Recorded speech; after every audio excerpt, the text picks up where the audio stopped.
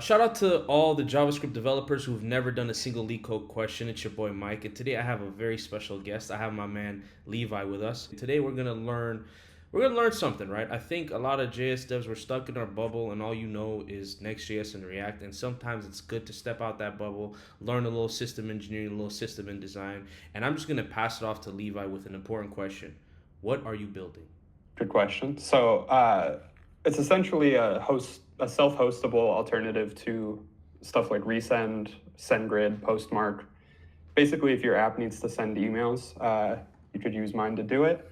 And it's not a SaaS. I guess that's the most important part. You buy it and then host it on your own servers, similar to like what DHH did with Campfire, if you're familiar. And why that approach? Why not the monthly MRR? Why not post screenshots of your Stripe account and then sell a course? Like, what's stopping you from going that route? Yeah, a bunch of stuff actually. I feel like if you pay really close attention to indie makers and how they launch a SaaS, they always sell it with some lifetime product. Pay me $500 and you can use it for free for life. Part of the reason they have to do that is if you don't do something like that, you have to compete with these free tiers that like Resend has, and it's just not sustainable unless you get VC funded to do that. And then there's the whole, I think that VC funding kind of puts you in this trap where you have to be like infinitely profitable. Every quarter needs to be better than the last, which means you need to keep growing forever. You need to keep locking more features behind paywalls and stuff like that. I think if you're like an independent maker, it just makes more sense to sell software. I know you have a diagram prepared for us. I would love for you to maybe explain to us JS devs what's going on and how we can think about things. And for everyone watching, I really want you to put on a system engineer's hat and let's try to break past that shell of just writing fetch requests. Before we jump into this, though, I do want to touch on something you said about like why it's important to not rent out email. I think this is not super commonly known, but a lot of these email things put you in these buckets together. So you're, especially when you're on the free tier and you're trying to like launch your product, you're in the same SES bucket. SES is AWS's email service, which is what all these things use under the hood. You're in the same bucket as like scammers and people that spam people and phish people, which is why there's so much downtime with these other ones. It's a problem they're always going to fight. And if you can host your own and get your own SES account, you're just protected from that by the nature of. And I think it affects your email reputation too, right? Because like the bucket which you send from, like I remember reading an article about this, sort of affects like your Google score or something like that. So it's always best to have your own hosted version, which is what you're going to run us through. Exactly. A lot of people don't know. They think that their domain controls their reputation, and it does to some extent, but the IP address you send from does too, and that's what you're talking about. Makes sense. So we'll start with this like simple architecture.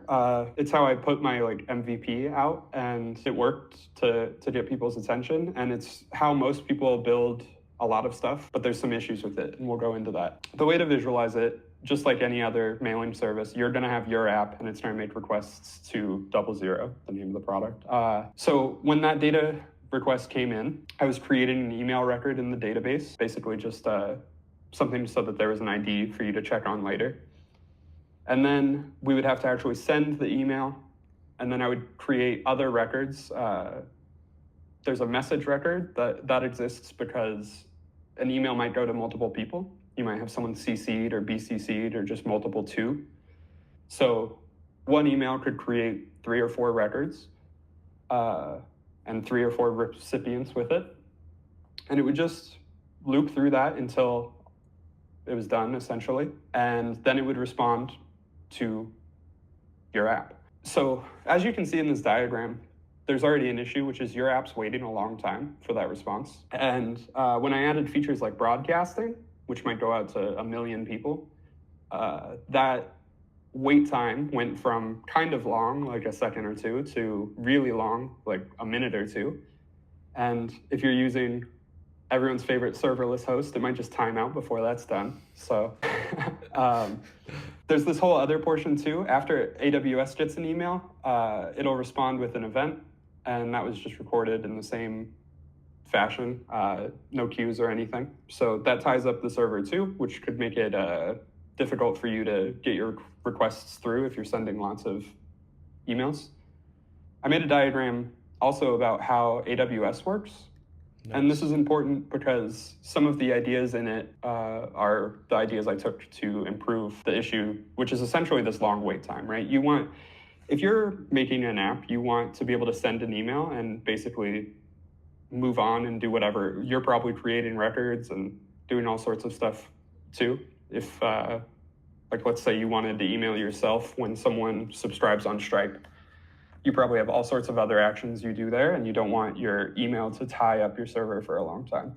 The way SES works, essentially, everything in AWS is broken into tiny, single focus services, is a way to think about it. So that's why it's really complicated too. If you're new and you look at AWS, you're like, what the hell is all this? And it's because any single action, it typically has a server just to do that, a service just to do that. So SES just sends email. If you actually want to monitor if those emails get delivered or something, you'll need it to send events to what is called SNS. It stands for Simple Notification System. SES is Simple Email Server or something. SQS is the same thing, Simple Queue Service. SNS is for sending events out. You could just have a webhook that listens to these events, but as I mentioned again, people might send like millions of emails. And if you listen to SNS events over a webhook and you send a million of them, you might DDoS your own app. Quick question. That's where SQS comes in. Sorry. Did you think of this off the gate? Like, as in, like, were you thinking of scale off rip, or did you like have an experience where you were sending mass emails and stuff started to go down, and then that's when you're like, okay, I need to use SNS and SQS? Because I find it that when I'm building a side project, I don't think of scale. I just want to make it work. And then when I try to use it, I was like, oh, like 100 users and this thing's break. So like, were you thinking of that off rip, or is that something that you came to as you were testing? I knew that I would have to plan for it.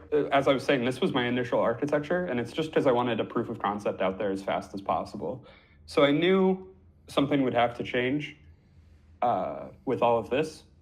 SQS I added pretty much immediately because I have a friend that used to work at Amazon, and he told me I'm going to want to do that and explained why. So that was nice. But yeah, essentially, like when I'm trying to build like a side project, I just want it out there. I want to get feedback and stuff like that. What actually happened under this architecture, I sent a broadcast to probably like 100 people, and it took way longer than I thought it would. It sent fine and everything, but my app was tied up, what would be your app in this diagram, not 00, was tied up for like a minute and a half or something like that. So just crazy. And I'll get into exactly what happened there because it's pretty complex actually. But so yeah, like I said, I added SQS right away. The benefit of SQS is that it's a queue system. So your app will, instead of pushing notifications to you like a webhook does, your app can check the queue whenever it's ready. So it's more of a pull system. I'll jump into this. You can see already the data request bar is much shorter. Mm-hmm. So what happens to create that? Basically, when you make a request, now I just create an email record in my database, one database call, whether it's a broadcast or a single email. I also use a SQLite database, so it's about as fast as it could possibly be. It's hard to compete with like a file locally on your system. Makes sense. And then I just put that in a queue, which again is a single database crawl, and it essentially just places your whole request into a queue. This lets me respond with an email with a pending status so that you have an ID that you can use to check later. Makes sense. And then everything else is handled later. So the queue is actually pretty complicated. There's two queues.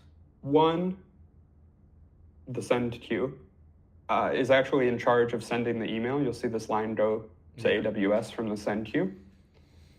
But after it gets the ID back from AWS, it wants to create all those messages and recipient records like I told you about. That just writes to a batch queue. which we'll get into what batching is and stuff in a second. But essentially, it's just another huge, like, here's everything you need to know to make this batch. And it does that for however many emails it has. So if it's a broadcast, it's multiple. If it's a single email, it just does this once. You'll notice this brings that entire for loop that used to exist essentially in the data request out of it. Makes so now sense. that the main benefit of that is whatever response time you get from 00 is going to be fairly consistent now, no matter how many emails you're sending. Yeah, because which the is pressure great isn't on the 'cause- server. You're using the queues to offload those tasks. That makes sense. Exactly. So what does a batch queue do? Essentially, I told you this is a loop. So it might be a broadcast with 1 million emails, and it might insert 1 million records into the batch queue. And those records each have to create a recipient and a message. So now you're starting to write to your database a whole bunch if you did it sequentially, like if you just did it one after another. And that causes the actual database itself to start to become a bottleneck. Essentially, you should be able to send as fast as your SES account allows, but if you have to create 5 or 10 records every time you send an email, and you're inserting those one by one, that's going to start chugging, especially with like longer, 100,000 email broadcasts or whatever. And that is what was happening here when I told you that it took like a minute and a half. Yeah. It's because it would get stopped by the database, have to finish all those writes, then send another email, start speeding up a little bit until it got bottlenecked again. And that's a huge problem, obviously. So a batch queue takes all of those in and just makes a single database insertion out of however many it can get in a certain amount of time. So basically the way the batching works is it waits until it's full of 1,000 records and then it writes, or there's a timeout that's like 2 seconds or something. So if it only gets 50 emails in 2 seconds, it just writes 50 at once. And this is super important. And what language did you use to write this? Because that's some complex stuff. For sure, yeah. Especially if you were trying to do it in JavaScript.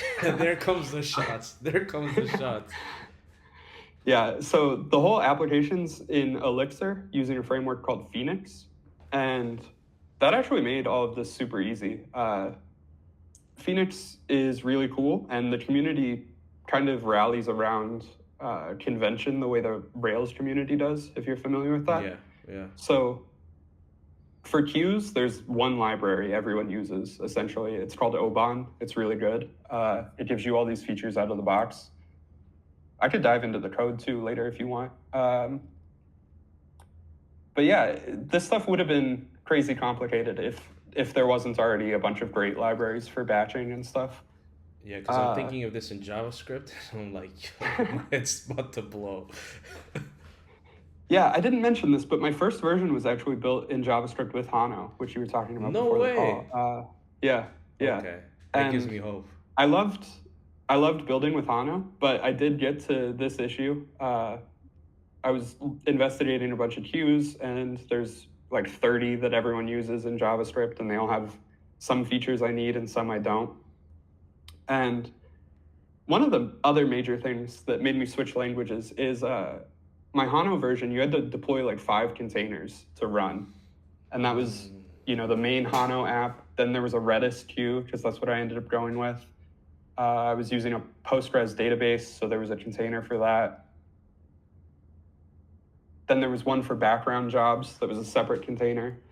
There might have just been those 4. But the nature of my product being something you're supposed to self-host, that was a huge deterrent for anyone to use it. Yeah. They're like, no way am I going to set up 5 containers to try a product out, right? Yeah. So that's another thing that made me switch to Elixir. Elixir can do queues built in. I switched to a SQLite database. I got it all down to 1 Docker container. So that was huge. That makes sense. Yeah, not only was it better for the product because of that, but it was easier to do all this stuff too. But But yeah, so one more thing about batching. The reason this is so important, if I did stick with a Postgres database, you can have concurrent writers with that, which means multiple connections can be opened up and write to the database at once, which would have been super useful. But as I said, one container was important for me, so I switched to SQLite. And not only because it's a file on your computer, there can only be one writer at a time, which is why you want the writer to insert as many messages at once as possible. Makes sense, because you can't write twice at the two things at the same time with SQLite, right? Yeah, exactly. And you know what? This is funny. When beginning of 2023, I had a startup I was working on before I started working on YouTube. It was in the Web3 space, and I remember there was a time where our site received a lot of traffic, and we were using SQLite, and I couldn't for the life of me figure out why some records were just missing, right? Because we were getting spammed a lot. I'm pretty sure we were getting DDoS too, and just like and we were using Terso at the time, and I was faulting Terso. I was like, oh, Terso sucks. But then I realized that no, it's just how SQLite works, and that was the problem. Yeah. So great confirmation. Yeah, and the solution would have probably been to do something like this, like have a background job, try to batch writes, which that's a definite downside of SQLite. I really preach simplicity, so you have to think of that early on. Sometimes SQLite can make everything simpler, but if you plan on having a bunch of traffic right away and you don't want to deal with all this batching stuff, Postgres is just a better option. That makes sense, yeah. So back to this, AWS again will go through that SNS process that I showed you to a SQS queue.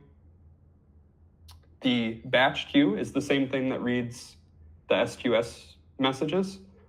This lets it, I kept saying that if you send a ton of emails, you'll have a ton of messages in there. So same thing, batching them and writing to the database in big batches. I'm using that word a lot. Reduces the amount of time you're going to be responding to those events. So that's essentially it. I felt more complicated when I was making this diagram, but yeah, essentially like just be able to use background jobs and queues is a huge thing. And, if you want to stick with like, here's the take home message, I guess, for JavaScript developers. If you want to stick with JavaScript serverless frameworks, you should really pick a host that lets you queue things and do background jobs. And with the shots again and again. Listen, man. No, I do agree where like I think like stuff like this you definitely have to be off serverless. I don't even think there's a serverless platform that'll allow you to do all this and it not cost an arm and a leg. What are you using for deployment? So actually, right before this call, I switched what I was using and got it working. So DHH just announced Kamal 2 at RailsConf. Yeah, I saw that. Like you, I pay attention to other ecosystems. And I switched to that and a Hetzner box, which is dope. I'm very happy to be on that. Before that, I was using Fly.io. They're great too. If you're exploring hosts, I think they're a really good option. They let you run containers, which I saw Cloudflare does too now. Shout out to them. Yeah. Being able to run containers is huge. For me, it's like a prerequisite of hosts going forward. I won't use one that doesn't let you. AWS is also a great option.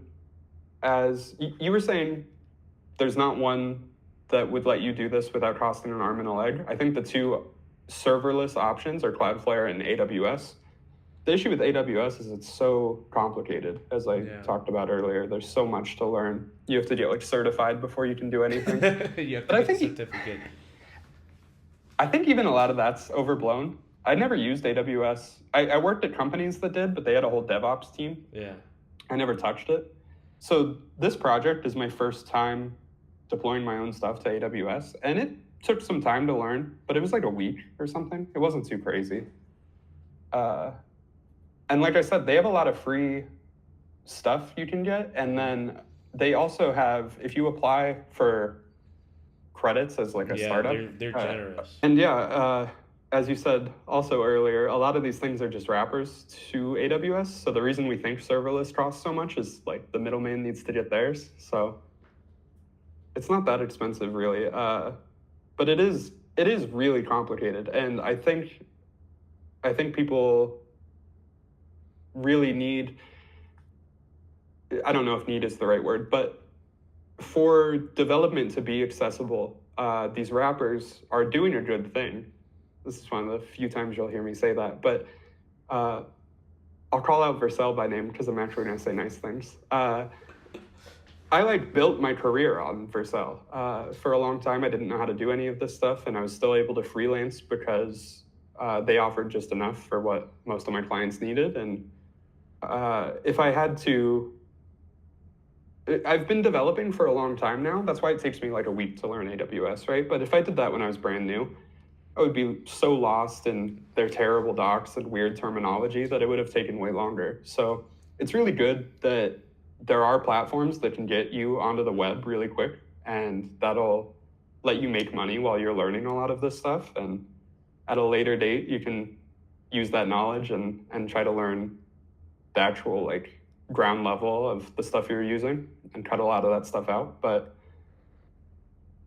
it is, and it's frustrating too. I'll say something bad about Vercel now. I wish they just offered so much more, because their current model is they're a wrapper, and then they're funding all these other wrappers, right? So they want you to use Supabase, and they want you to use I forget what the one is. They have one that's for rate limiting and keys. Upstash. And yeah. And if this was all just native in Vercel, it would be really easy. You'd have one account. You'd just go and click stuff on in a dashboard. You'd have one set of API keys. But it's not like that, right? They chose a different model for whatever reason. So now to build a sufficiently complicated app that has this type of architecture, you have to have something else doing your background jobs and something else doing your rate limiting. And now it's 8 accounts and 8 companies that are changing all their APIs at different times. And yeah, no, I definitely get what you're saying. I thought they were going that route though, because I remember Vercel Postgres. They had Vercel, KV Store, but I don't think those things are a thing anymore, or at least they don't promote them as much. Right, I haven't really kept up with that. They announced Vercel Postgres, and then later they were we're partnering with Neon for that. Yeah, the marketplace. And, what? They have the Vercel integration marketplace. Yeah, and maybe that'll solve a lot of these problems, and that'd be cool. That'd be good for the web. I'd love to see all of this be really easy to use. Yeah, no, I'm with you in a sense where I have a soft spot for Next.js and Vercel simply because it was my big breakout tools, made me money, helped me, pay for a lot of stuff that, again, it just like you said, it was just easy. It was easy to push to GitHub and for it to be deployed, right? If you asked me spell container, I couldn't, right? But I do agree with you in the sense where especially as you spend more time in the ecosystem, a bit more flexibility would be great. I still like Vercel and Next.js, but I do understand your opinions. Wink, wink, me trying to get a job. Yeah. But no, I think they're great. I really do. They're great at what they do. It's just I feel like I, to a certain extent, have outgrown what they can offer in a practical sense, at least, and that's a bummer because I really bet on Vercel very hard and Next.js. Like you said, it was the first thing that was making me money. I actually pretty early on in my career got hired at American Express to essentially teach teams Next.js, and that was huge, and it opened a lot of doors for me. And it was probably too early for me to be doing that, but it definitely set my career up well. And because of that, I essentially just bet on them for the rest of it. I was I'm going to grow as this company grows. And then at a certain point, you're waiting for them to add things, and you're telling clients oh, this will be easier in the future. And some of that came and some of it didn't. And then some features get moved to more expensive tiers and stuff. And as a freelancer, trying to explain that type of stuff to your customers sucks. No, I definitely see that. Well, hopefully things get forward. I think they're in a position where they could really change the space in a very, very impactful way and still make money, right? At the end of the day, they're a business, they're not for profit, right? So I completely understand.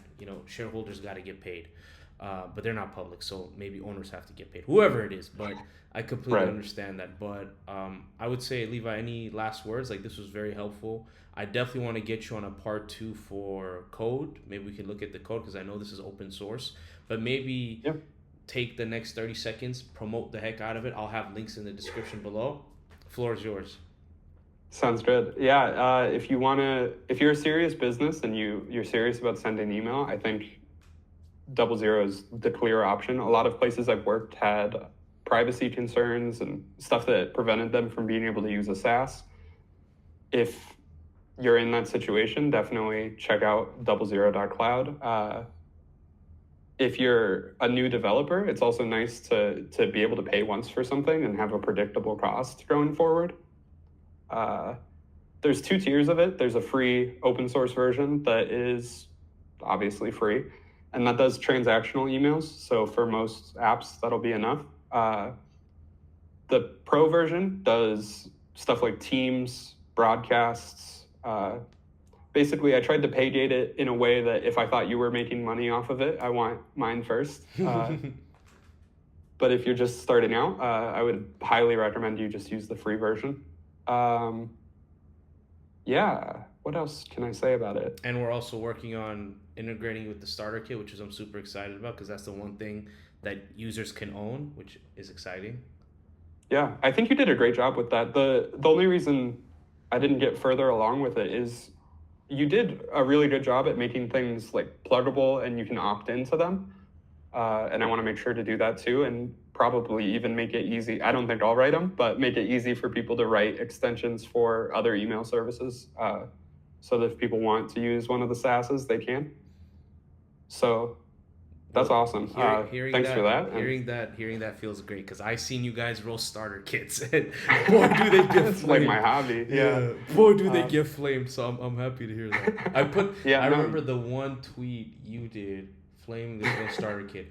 And then Web Dev Cody did an MIT license on his, and that's the first thing I did too. I just MIT licensed mine. It's like, just in case you get wrecked with this starter kit, don't come blaming me.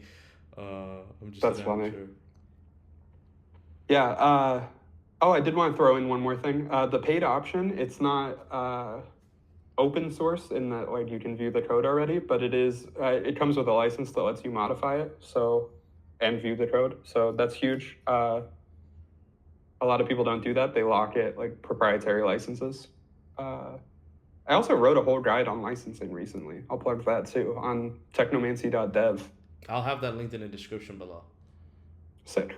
But yeah, thanks for having me, man. I love your channel. It's one of the few coding channels I actually watch. I appreciate that, man. Thank you, and I sincerely appreciate your account. Like the banter is cool. I do like banter. I do like jokes here and there. People take themselves a little too seriously in this space, and I also appreciate the wisdom and the knowledge. And I think the tool you're building is great. And I also I like the mix that you're going with, where you're like, listen, I'm putting in effort. I got to make money. But I also understand that, especially if you're starting out, then hey, you can learn and build with this, right? I love the mix that you're going for, and hopefully we can see stuff like that pick up steam. And if all else fails, we'll start selling starter kits, right? So for sure, yeah, we're all gonna get rich off starter kits. Someone's got to do it, right? But thank you so much, Levi, for joining us. Make sure to all the links will be down below. Make sure to check out 00 for emails if you're serious about your emails or you're looking to get started. It's open source. You can play with it. Definitely a great language to learn. Elixir, that's something I plan on doing in the next couple of weeks with my videos as well. I want to start learning other languages. But thank you so much, Levi. Really appreciate you, my man.